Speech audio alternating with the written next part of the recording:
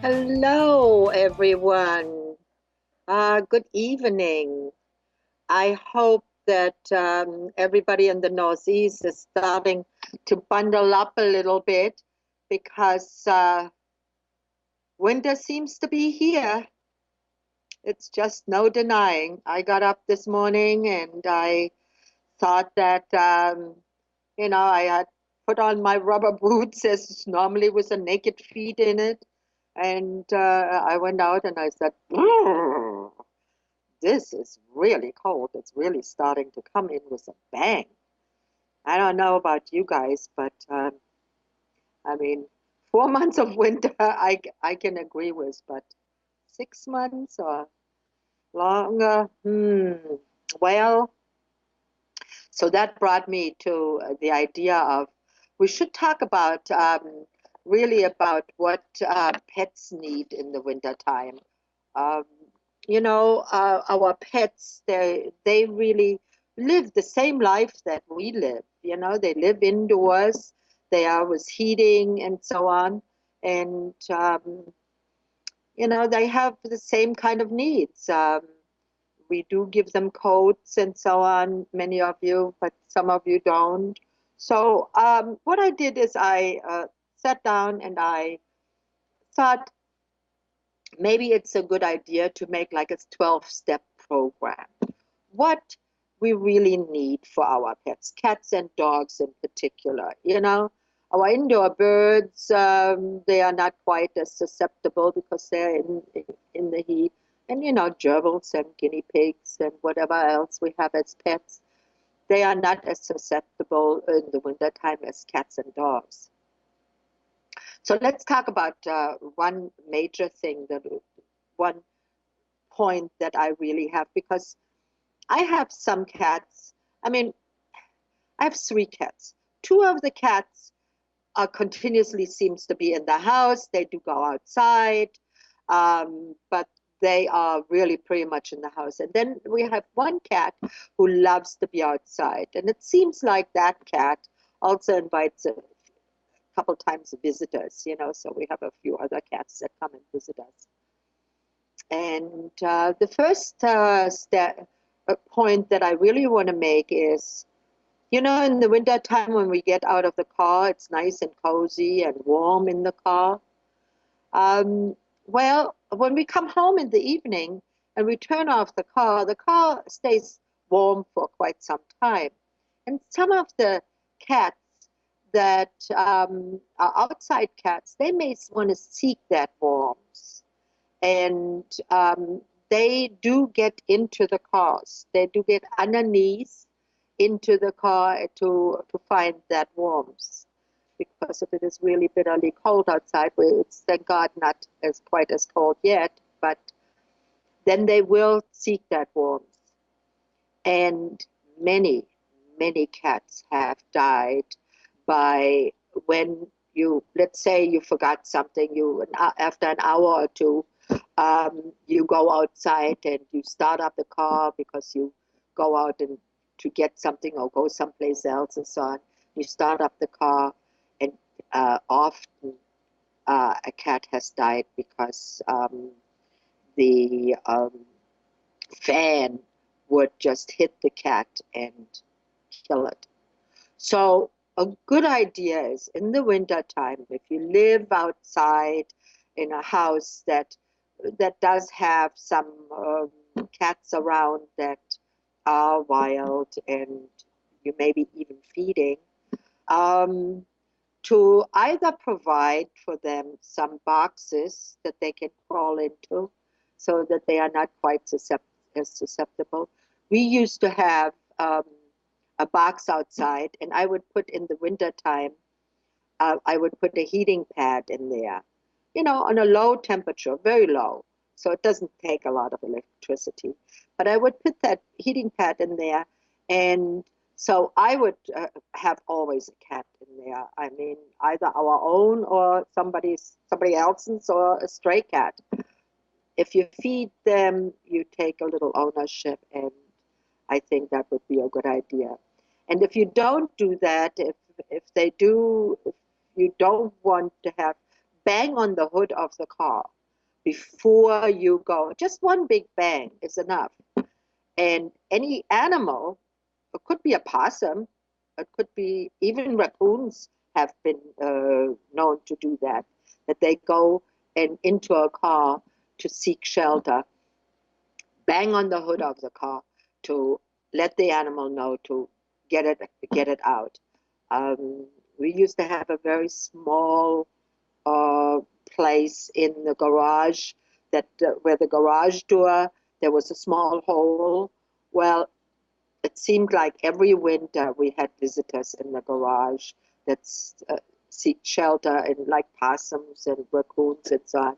And so whenever I went into the garage from the house, what I would do is I had a stick on the side of the garage door, and I would just hit that, and any animal that was in there would scurry out, so that they wouldn't really make too much of a home there. But it's a good idea to bang once on the hood of the garage or provide them with some boxes outside, because they need some warmth too. Now, the second point is, did you know that dogs lose their scent in the snow? I didn't really know that either until I did some research. And they really become easily lost. Now, we have a blind dog, or, well, he's not totally blind, but he has sight impairment.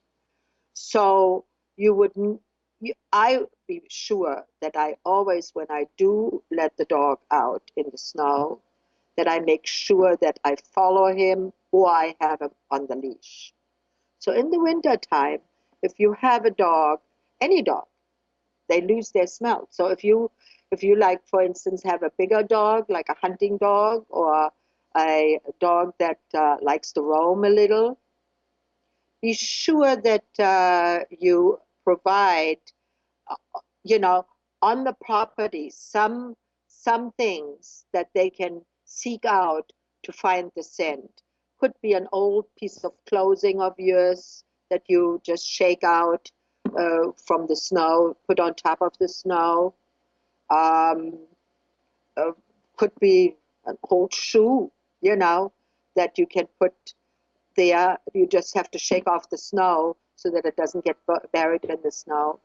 But many, many dogs in the wintertime get lost because they lose the smell, and they don't find the ground because the snow doesn't have a smell. So be sure that after a during a snowstorm or after a big snowstorm, that if you let your dog out, um, have on the property either some clothing or so of you that they can seek out. And then naturally always have a pet ID so that anybody who finds your pet can call you. And on the pet ID, it should really say your telephone number and your name, not just the dog's name, because they can't do much with that. But definitely put your telephone number and your last name on there. And so that anybody who finds the pet can call you right away. I have found numerous pets, and what I found was the immunization tag and the registration tag. Well, that's cool. That's right that people registered their animal. But if I found it on a weekend or in the evening, those offices are not open. I couldn't call anybody. So I kept the pet, found out the owner, but you don't have to do that. You can make it easier.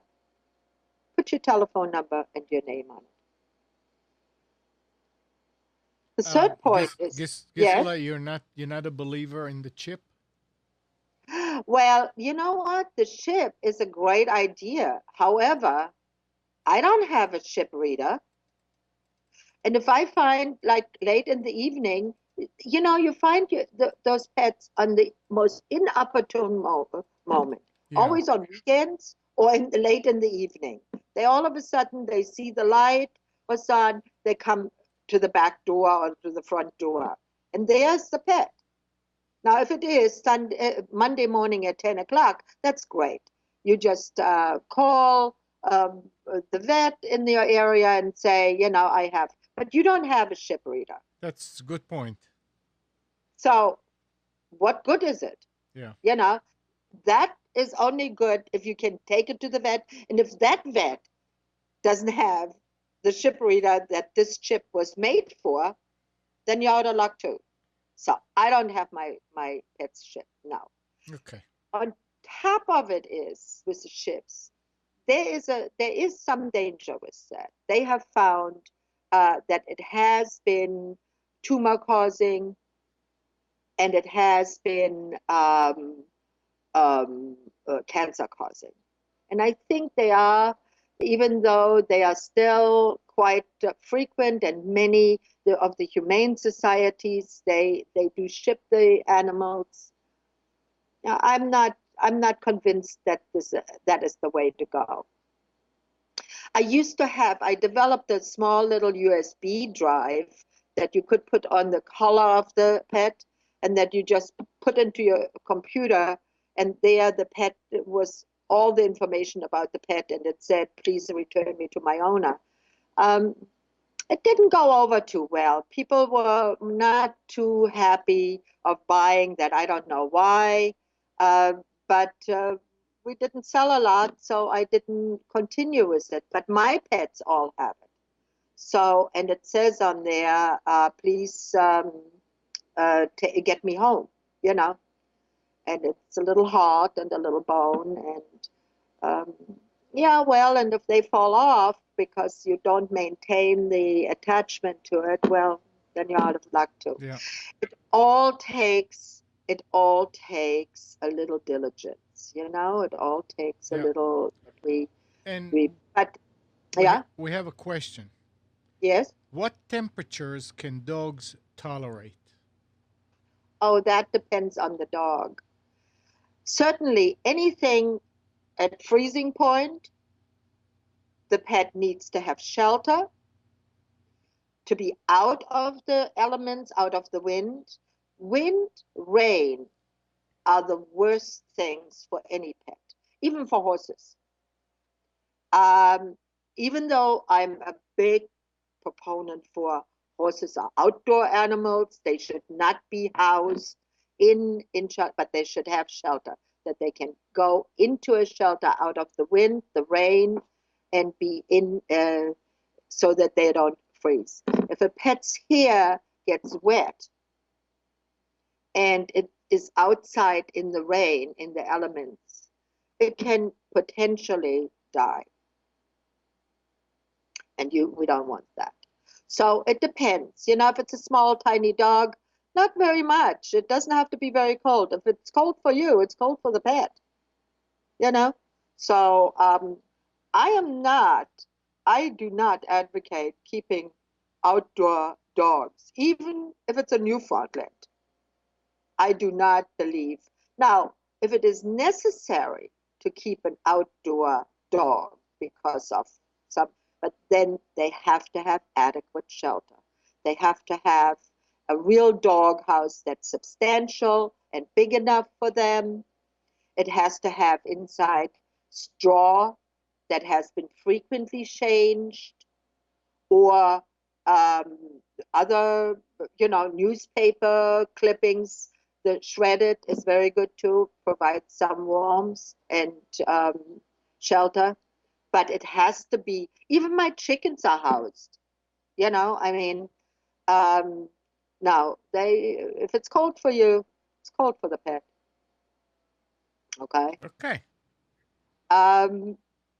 Another point is also, number 3 is, when the pets, when it's snow and ice outside. Now, most of people do not live in the country like I do, where we don't use salt. I never ever use, even on my walkways, salt. I find it terrible to use. But we ship the ice, and believe it or not, my husband does grumble, but it does work. And even last winter, when we had so much ice, we did not use salt. But that's, I mean, we're crazy to do that. Um, but not everybody can do that. So salt is used for the most part. And snow and ice can be really detrimental on your pet's feet, on cats and dogs. So what I suggest is after your dog comes in, either you have taken it for a walk or let it outside, wipe the feet off thoroughly with a soft, warm, moist cloth so that you remove all of the salt and all of the chemicals that they may have accumulated. Because if you don't, two things will happen. One is they will lick it, and it's not good for their system, I can assure you that, because it can really destroy their kidneys and livers. And the second is, if they don't lick it, their pads will dry out and they will crack, just like your own hands will crack if you don't put. Now, I even put, believe it or not, I have three small dogs, but even when I had my lab, what I would do is I would take Vaseline and I would put some Vaseline on, rub it into the pads. Not a lot, just enough to keep them nice and moist and soft. And then I would let them go out. First of all, they don't get quite as cold. And second, it protects the pads a little bit more. Vets and homeopathic vets like I am, we see a lot of that in the winter time, that all of a sudden dogs start to limp. Well, they have cracked pads. And that can really be detrimental. Also, here's another very, very good point. Dogs can also pick on their pads up any kind of antifreeze that you may have spilled, because in the wintertime, what do we do with our cars? We fill them up with antifreeze. Often there's some spillage that it goes on in the garage. If you did it in the garage, it goes onto the floor, or it goes even into the snow, now two things can happen. Antifreeze can be licked up by the pets and will love to be, because it's sweet. Now, what the manufacturers have done, which is very nice for the last couple of years, they have put some bitter into the antifreeze so that it's not quite so appealing for animals. But I have seen more than once a cat, like I used to go to this flight hangar. They used to use oil and antifreeze in their engines. And I would see cats and dogs go over there, sniff it, and take a lick. Well, it is super, super poisonous for animals, for people too. I mean, you you drink a small amount of antifreeze, and if you are not going to die right away, then you will be violently, violently ill. It is very toxic and very poisonous. So be be very diligent with antifreeze for not only your own pets, but for you know wild pets too. Um, Even raccoons and possums will go and sniff at it. And why would we want to cause distress even to a wild animal? I think we should just be very diligent about that. Another thing is also coats. Coats. I see so many animals. Especially, I was yesterday in New York City, and I saw um, little dogs with coats on, and then I saw big dogs with coats on, and I saw the dogs that should have coats on have no coats on. So here's the thing: if you put a coat on, your animal needs a coat, unless it's a Newfoundland or a Saint Bernard or one of those dogs or a German Shepherd that has thick coats and is well protected. The other one, if it's a short-haired animal, definitely put a coat on. Cats, not so much. Cats don't really tolerate coats very well, and they don't want them either. Now, I don't know if you have a cat that you have put a coat on, and unless you have a hairless cat. I mean, there are some hairless cats but they're usually indoor cats. They're not usually outdoor cats. But if you have a cat, I would love to see a picture, and I would love to see it because it would be interesting. But for the most part, what I've seen on cats, they don't really tolerate a coat very well. But dogs, here's the thing. The coat should be, there are a few points that to make the coat really efficient. And I've seen many dogs with coats that were very inefficient. First of all, the down coats, the coats that are slick, that are these like we have those coats that are filled with down and they are very slick inside. Well, when you put that on a dog, that coat can slip, and it's usually not covering the belly. It has to cover the belly. So I'm a proponent of a coat that can't really move very much with the dog, but not tight.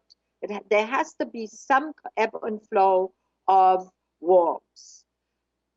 And best, just like with us, maybe even layered. When my little papillon was a baby, he didn't have a thick coat. So what I did is I knitted him a coat that I put on first.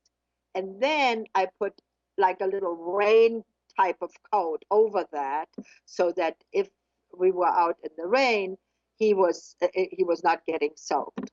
That worked really well until he grew out of it, and that was it. And then he developed a very heavy, nice coat, and now he doesn't need one anymore. But that works really the best. Then there is that type of coat that is like almost like a felt. That type of coat is also. It should have a little collar.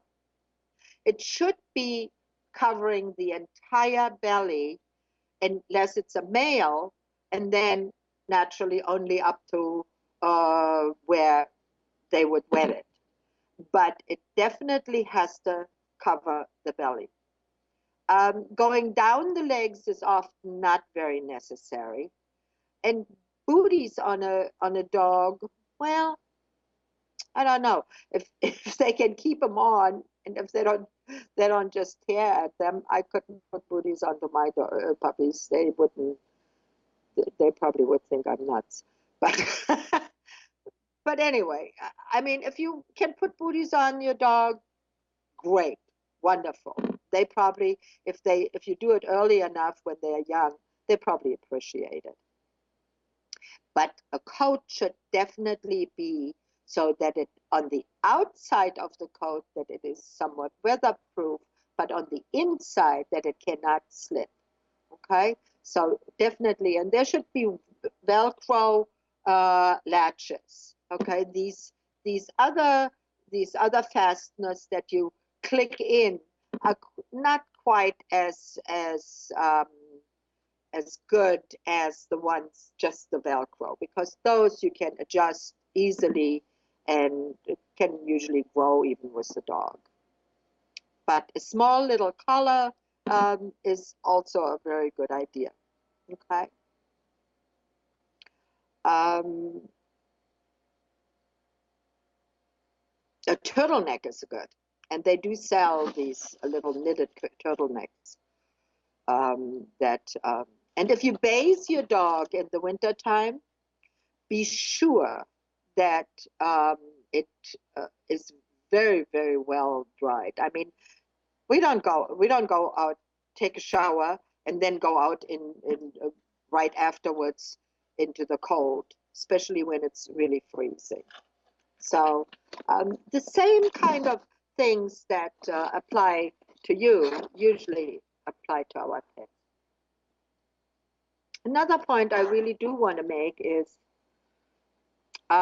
sometimes we travel with our cats or dogs, and I love to take my little poodle with me once in a while because he loves to be in the car. But and in the summertime, we know we don't leave our pets in the car because they can overheat. But we don't think so much in the wintertime. Just think this. When you get out of the car was nice and warm. You get out of the car. Half an hour later, you come in. The car is freezing cold. Now, even if you leave a blanket there for the dog, it's not warm enough. So please don't do it. Don't leave your pet in the car in the winter time when it's freezing cold. Okay? It is not. It can be turned into a refrigerator in no time, and it can cause the animal to freeze to death very quickly, especially small ones. One other point is also we do want to increase their food supply in the winter time. That means dogs and cats in the winter time usually need more food. Um, they drink more water too. If it's a pet that is outside, make sure that the water is somewhat below the freezing point, so above this freezing point, so that doesn't freeze and it's not super cold. I even have a heating unit in my water tank for my horses because I don't want them to have to drink this freezing cold water that I just shut the eyes off. It's not good for them. Well, it's probably one of the reasons why my horses live to be so old. They live to be 40. I mean, my last horse was 40 when she died. So that is definitely a good idea, and it will keep a pet like we do too. In the wintertime, we eat more. We drink more warm beverages. We usually put on a few pounds with that, but we do. And so do pets. Pets need to have a little more calories. And then also, if you have a new puppy, to house train a puppy in the wintertime can be a challenge because it's cold. Even my guys, when it's wet and cold outside, they look at me like, are you kidding me? I'm not going out there. So what you want to do is, and what I have done is, I provided them an area in the garage where I paper trained them so they can go there if they need to go when it's really foul outside. So if you have bigger dogs, that's not such an issue, but small dogs, you may want to provide an area in the garage or in an area, or even like a cat toilet, a very low one. Dogs don't really want to go over, but use an old baking sheet, line it with newspaper, and train your puppy to go on there. Um, that usually saves your rugs and your house from being soiled because they do not want to go out there just like us. They want to be inside. And believe me, if you take my advice, it's a good one.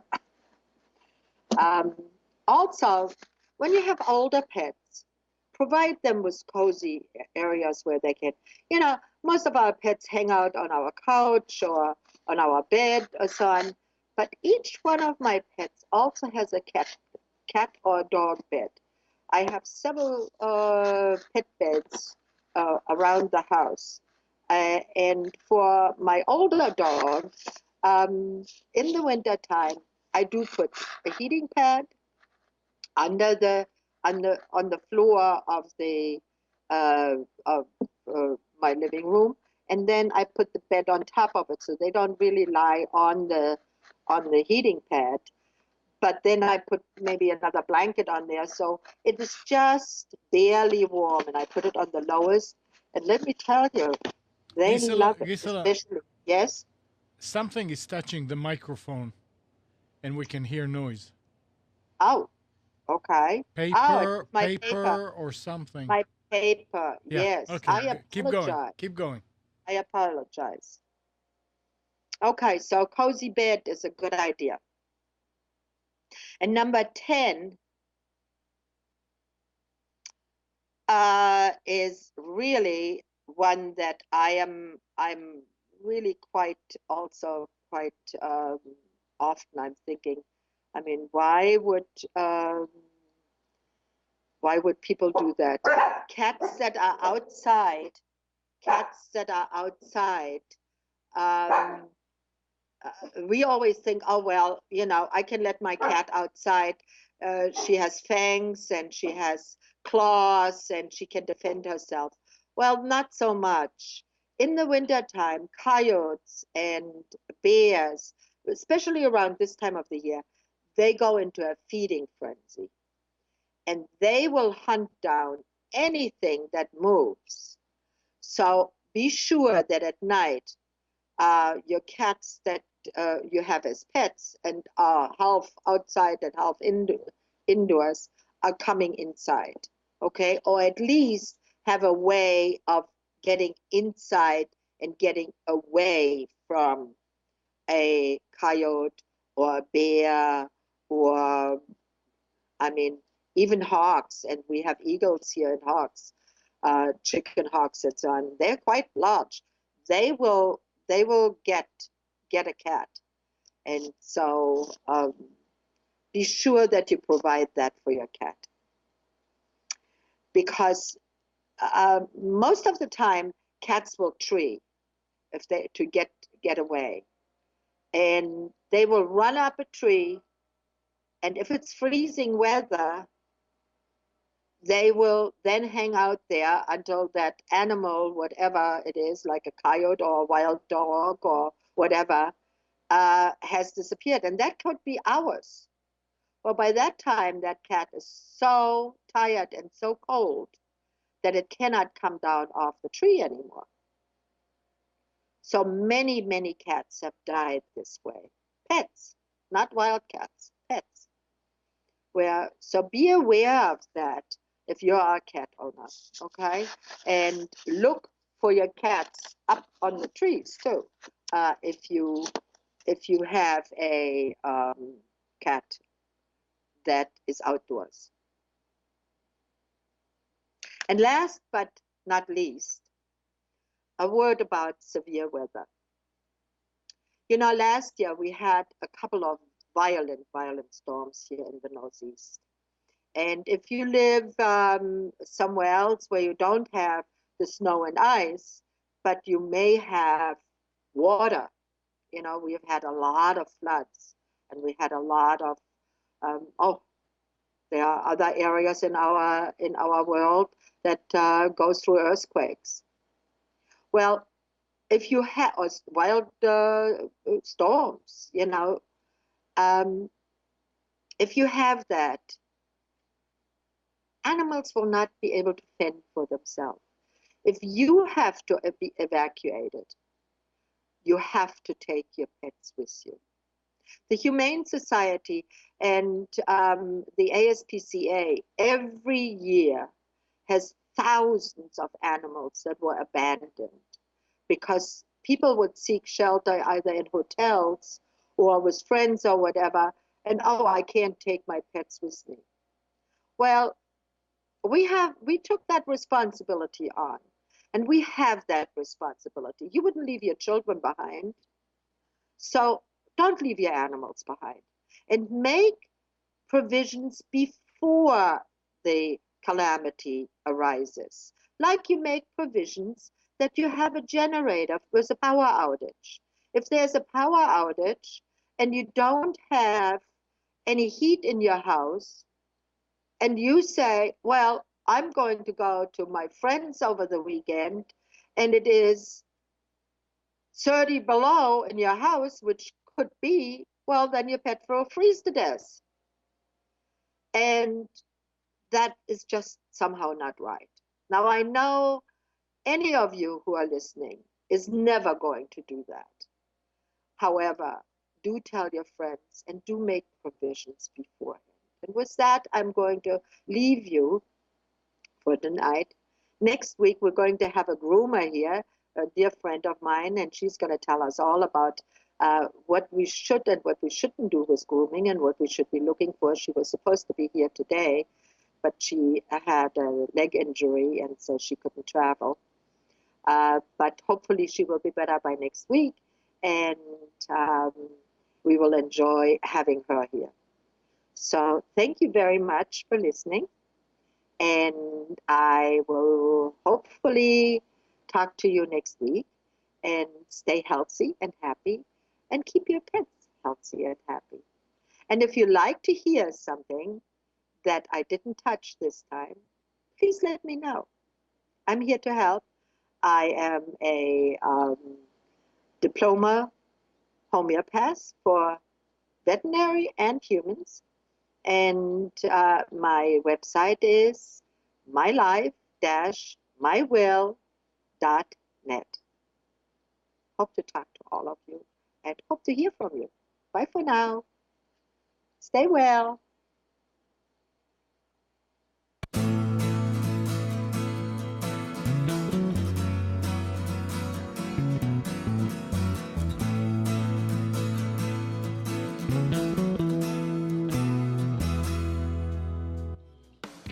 You are tuned to the Nissan Communications Network.